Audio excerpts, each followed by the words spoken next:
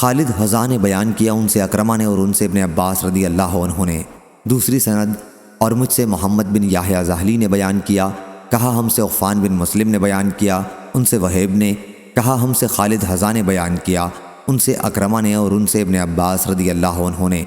کہ رسول اللہ صلی اللہ علیہ وسلم جب کہ آپ بدر کی لڑائی کے ایک دن ایک خیمے میں تھے اور یہ دعا کر رہے تھے کہ اے اللہ، میں تجھے تیرا عہد اور وعدہ نصرت یاد دلاتا ہوں۔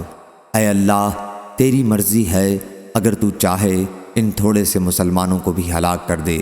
پھر آج کے بعد تیری عبادت باقی نہیں رہے گی۔ پھر حضرت ابوبکر رضی اللہ عنہ نے حضرت صلی اللہ علیہ وسلم کا ہاتھ پکڑ لیا اور عرض کیا، بس یا رسول اللہ صلی اللہ علیہ وسلم، آپ نے اپنے رب سے بہت ہی الحاح و زاری سے دعا کر لی ہے۔ اس وقت حضور صلی اللہ علیہ وسلم زرہ پہنے ہوئے چل پھر رہے تھے اور آپ خیمے سے نکلے تو زبان مبارک پر یہ آیت تھی، سو ان قریب کافروں کی جماعت شکست کھائے گی اور یہ سب پیٹ پھیر کر بھاگیں گے۔ صحیح بخاری حدیث نمبر 4875۔